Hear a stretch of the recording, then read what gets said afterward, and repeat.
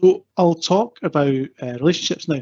Before I go into relationships, it's worth just reminding ourselves what an entity is. An entity is a container where we store data. And we store data in different containers or entities because they have different attributes and properties. And it's relationships that connect all those different containers. It's a relationship database, common data service. So they're really important. They're the crux of what the common data service is.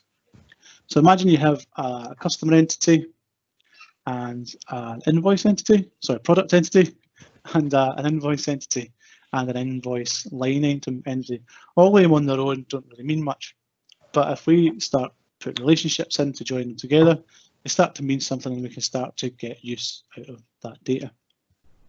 And so this diagram shows three relationships, and probably the most basic of relationships. It's a one-to-many relationship for each of those items. The customer is related, one customer is related to many invoices, and invoices contains many invoice line items, and a product is on invoice line items. And so they're also known as parent-child relationships. And I like to think of the reason that this is my thing, why I think they're called, they're probably not, but why I think they're called parent-child relationships is because the parent's behaviour can have a direct effect on the children's behaviour and on their children. And for example, if the parent moves elsewhere, under certain circumstances, the children could also move with them. However, in a different configuration, the parent might no longer be present or move somewhere, and that could mean the children become orphans. And that can happen to your records as well if the relationship's not configured properly. So you'll sometimes come across as well the term many-to-one relationship. That is just a one-to-many, but it's from the perspective of the child entity.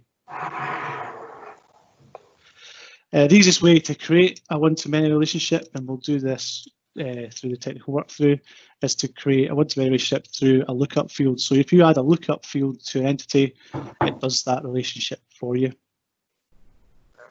This makes the entity that you're adding the relationship to the child entity, and the entity you reference is the parent. And you'll see that when you create a lookup, you also get that relationship name in there. And so the relationship will be visible on both and within the context of both the parent and the child. So if we were adding a lookup to the account entity called CEO, so this is us within the context of the account, and we have a many-to-one relationship to the contact record. That's visible from the contract record a little bit differently. It's a one-to-many. So you've got one contact to many accounts in the accountant's child. There's also many-to-many relationships. It's another type of relationship. And many-to-many relationships are a bit more complex. A good example of how many-to-many relationships, or also a good example of a many-to-many relationship would be books and authors. So you've got many books associated to many authors. Many authors can can write many books. And that's a many-to-many relationship, sometimes noted as end-to-end. When the behaviour of one of those entities, there's no parent or child, when a behaviour or anything changes within that, the other entity doesn't change at all, so the relationship isn't configurable. A developer once had an argument with me many years ago about many-to-many relationships, and he argued that there's no such thing as a many-to-many relationship, because he was asking me to do, I was doing some work for us in I think CRM 2013, and he said, I said, just create a many-to-many relationship, or he asked me what it was, and I said it's a many-to-many relationship. He says there's no such thing, and he was absolutely dead right. There isn't really any such thing as a many-to-many relationship. It's just what you configure within Common Data Service and within Power Apps that's a many-to-many relationship. What a many-to-many relationship is two many-to-one, sorry, a many-to-one and a one-to-many with an intersect table in the middle. And that intersect entity or table contains a lookup field for each of the relationships. But that intersect entity gets created on the fly, on the back when you create the many-to-many. So he was dead right in saying that. If there's a scenario, now that the data on that intersect entity can't be edited, but there's also a manual many-to-many relationship. And if you needed to capture information on that intersect entity, for example, if you had a contact attending events and that's a many-to-many relationship, but if you wanted to capture information on that intersect entity, for example, like arrival time, invite status, dietary requirements for the event, you would create a manual many-to-many relationship and you wouldn't create the many-to-many in the middle. So you would create an extra entity, that intersect entity you would create by yourself. Another prime example of a manual many-to-many relationship is the connections functionality. If any of you are familiar with that, I did think about talking about connections in more detail in the session, but it probably warrants a session, or at least part of a session on its own. But a connection is a many-to-many relationship, and it's an intersect entity. A connection is an intersect entity in the middle that you can store additional information on. So let's have a look at relationships. We'll create some and we'll walk through what they mean and show you how they work within the different apps.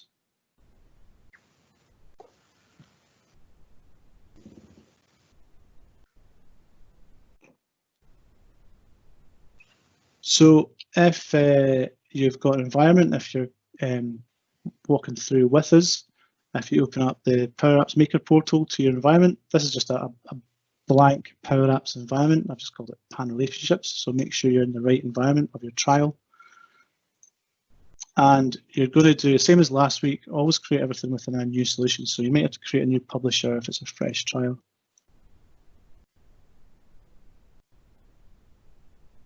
We're just going to create a solution called Relationships, and we will have to create a new publisher.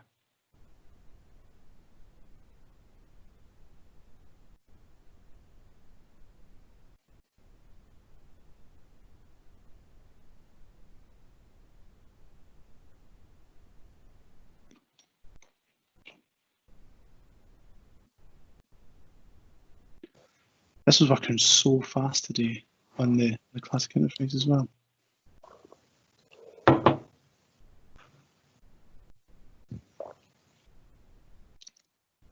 call my publisher FreeFall365, prefix of FF365, but if you want to make it any prefix you want, I'm just going to leave that information there. And now,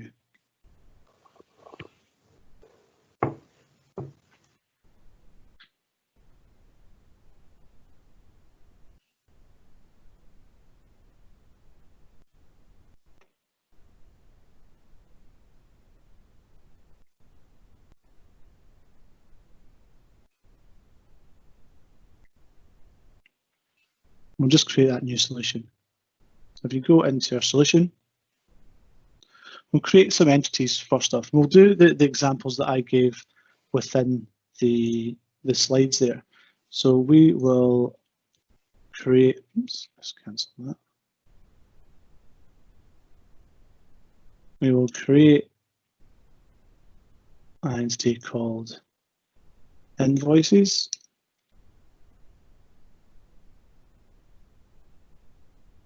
I'm not going to follow my entity checklist for this one because it'll take too long. We're just playing around now.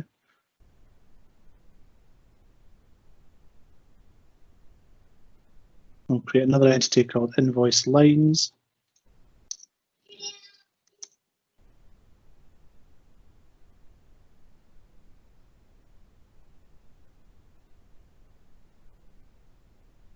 We'll create another one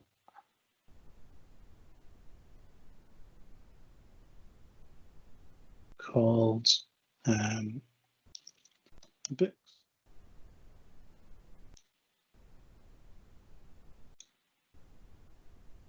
And we'll pull in the contact entity because that's going to be our author.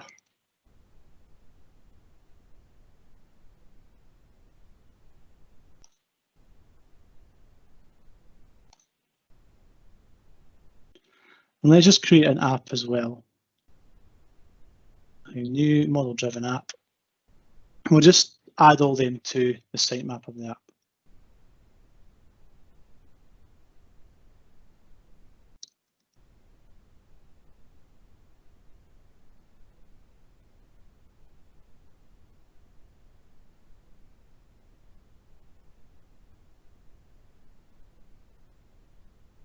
And the contact.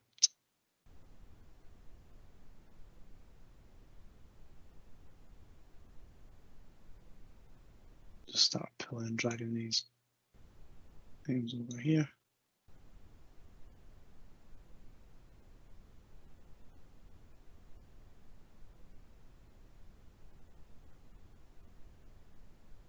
Invoices.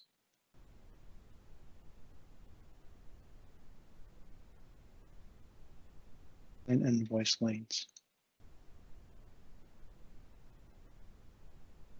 And if we hit publish, that'll publish our sitemap.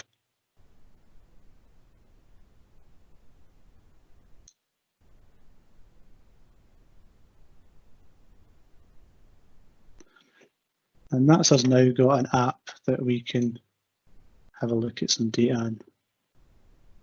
As I said, I'm breaking all the rules and not following my checklist, but it's just to play around with just now and demonstrate the relationships. So let's create a relationship in the same way that I described earlier. The most basic of relationships is a one-to-many, and the easiest way of doing it is to create a lookup on the invoice entity. So we'll look at an invoice, oops, sorry, not invoice line entity we want to, because we want to create a one-to-many relationship between invoice and invoice lines. So we go to invoice lines, which will be the child entity in this relationship, like add field.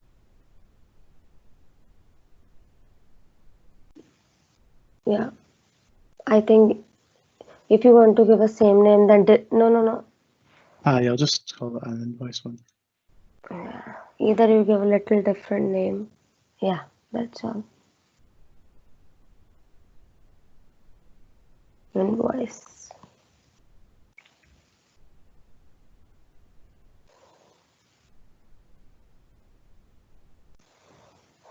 Definitely the right entity. We're in invoice lines. Look up to invoice.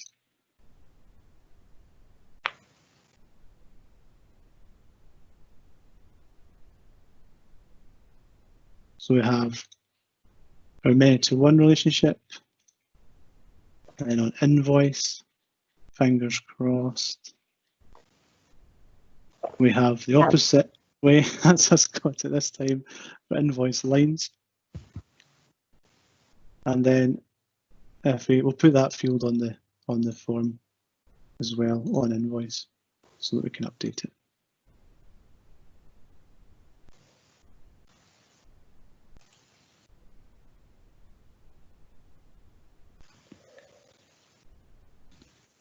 Get rid of that old one.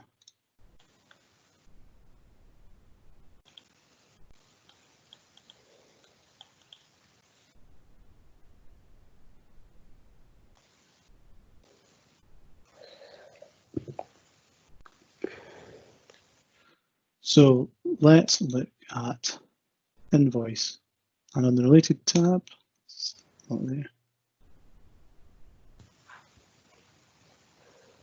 We have invoice lines. We have a round of applause for me to get on there. So we've got a parent entity. Specifically to clap, Harry, bravo. Yeah, well done, well done. Yeah. You're not the only one, let me tell you. You're not on your own, Paddy. Life lesson, the names of entities are so key. So, yeah. But we do have a relationship now. We have a parent entity invoice, and we have a related invoice lines. And let's add a few invoice lines to the parent entity.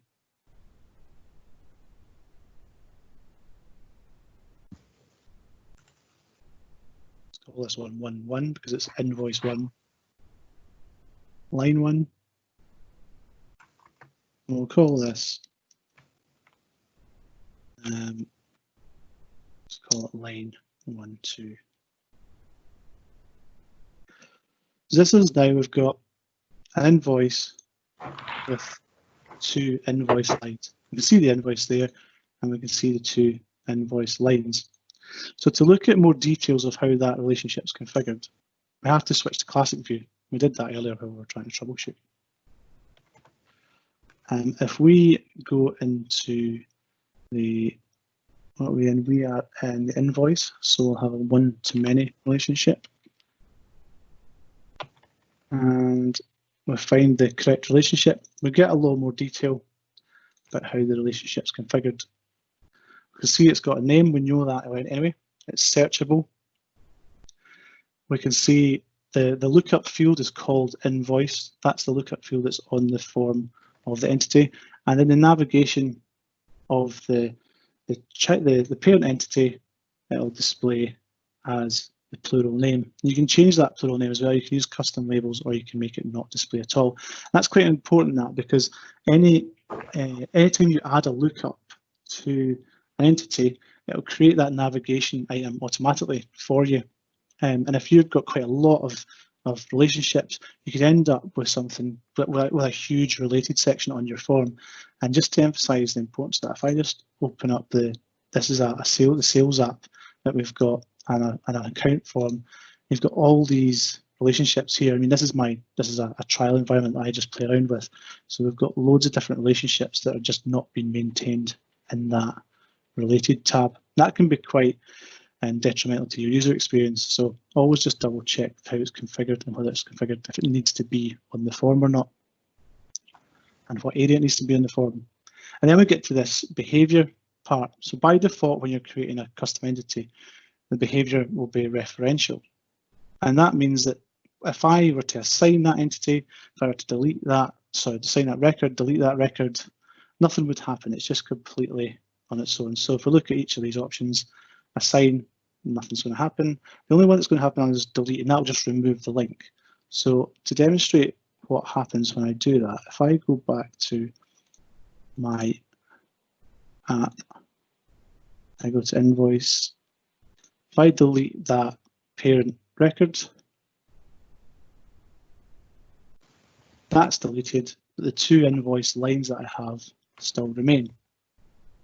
So I'm just going to create that invoice again. Just call it invoice 2. And what we'll do, we'll just do a bulk edit on those 2 invoice lines to associate them to that new parent invoice.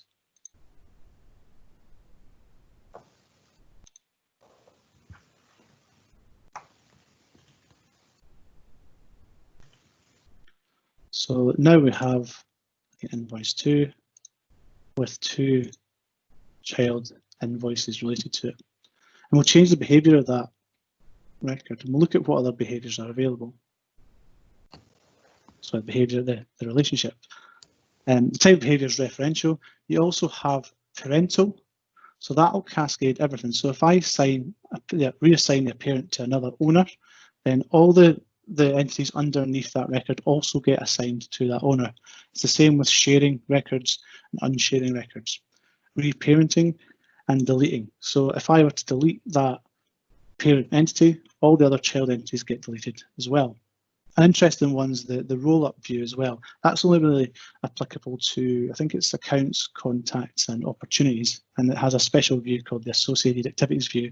So any activity on the child record will roll up to that associated activities view. Another option we have is referential restrict delete. So that'll send you an error message to say we can't delete it because it has child entities. So if I show you that behavior by hitting save,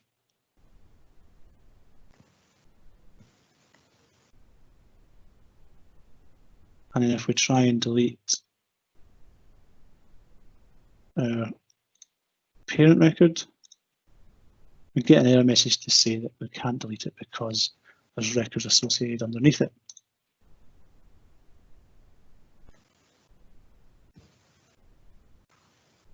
The other one is configurable cascade, and that allows you to configure each of these options. If we put parental on, or cascading all, and we'll try and delete that now, we should see those child records also being deleted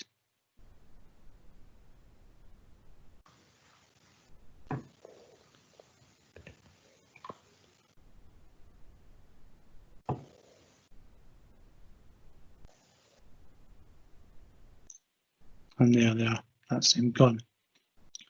So to look how many-to-many relationships are configured, you can't configure them through adding a lookup. You do that by we'll go to solutions again, relationships. We can do it from either of these entities. Click on relationships, and we can add a many-to-many relationship in here.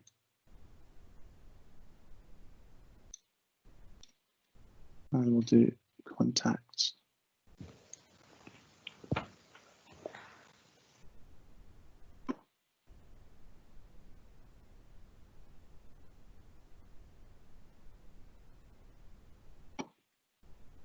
And let's just publish.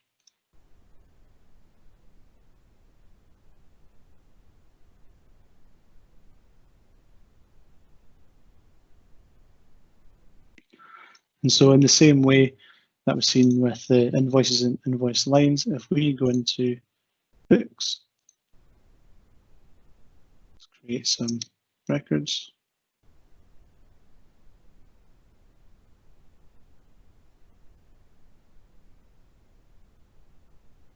Create 3 books.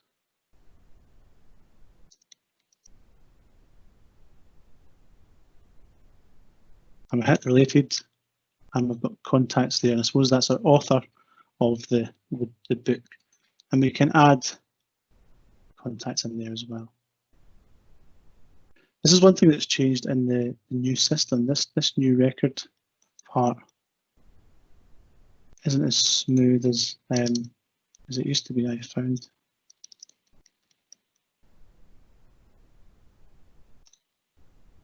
Seems to work if you've got quick create forms, but if you've not got a quick create form, it means you navigate away from the page.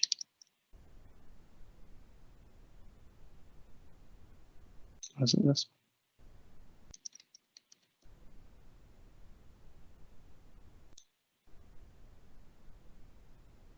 As you can see, it has many of them as you want, as in your system. And again, if we go into the contact record, we can view the books that are associated to those contacts. We can add more books as well.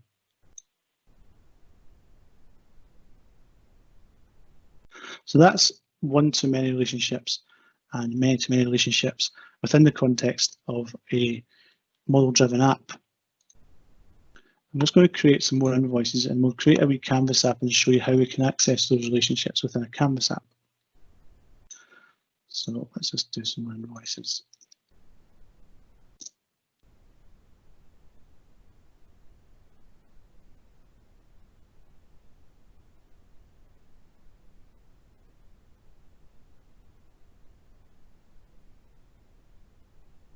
And we'll put some lines on there.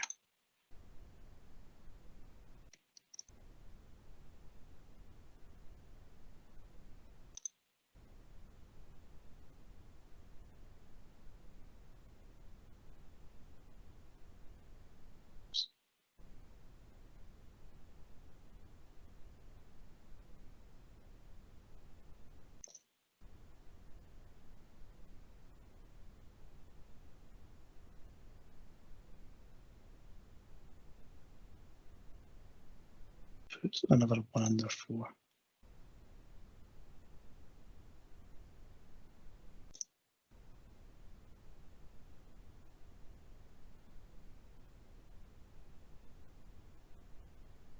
So if we go back to our solution, and we're just going to create a small Canvas app just to test things out.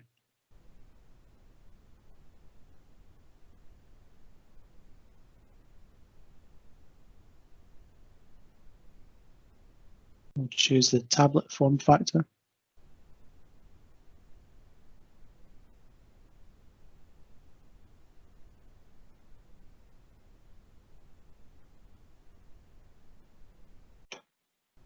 And we'll pull our custom entities into as data sources. In next week's session, we're going to look at creating Canvas apps and creating model-driven apps, because we've been going over a lot of the kind of inner workings of the common data service, but maybe not so much actually creating the apps.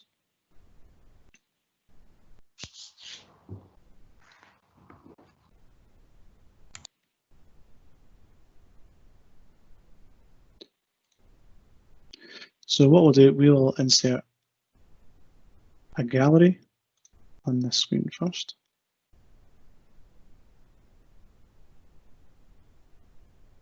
I'll move that over. And we'll change the items in this gallery to invoice line. So that should show you every invoice line that's in our common data service, in our data source.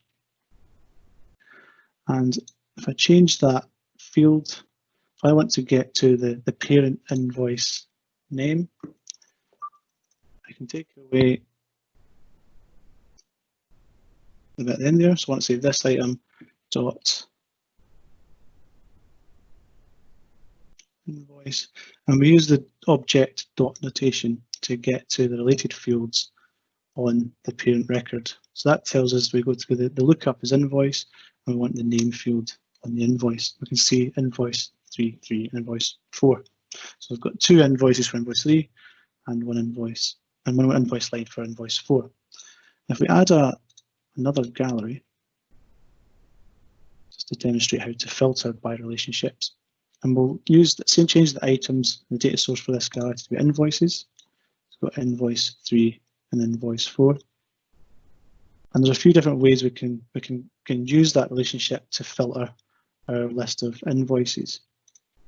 So if we can select that, we can apply a filter.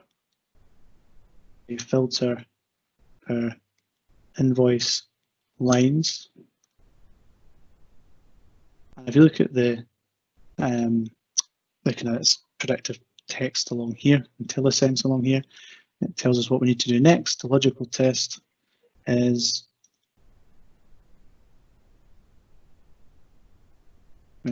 invoice. And the good is invoice again. We're looking for the name of this gallery, which is gallery 2 here.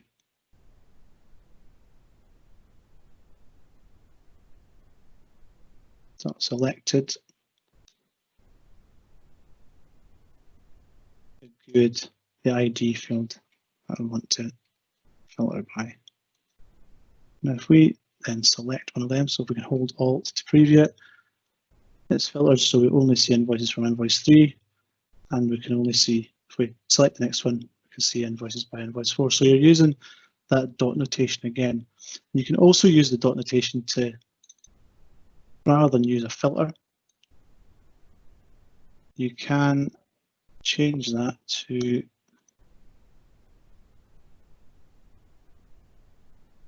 gallery 2 dot selected. So that's the invoice that we've selected, or the record that we've selected in gallery 2.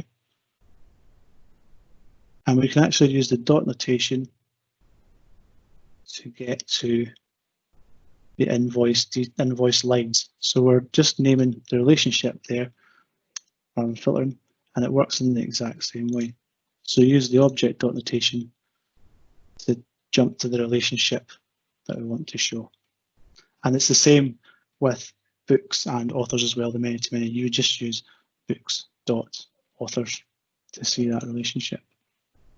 So that's it as far as, it took me a while to get started on that one. That's it as far as viewing the relationships and using the relationships within apps. Just to summarize.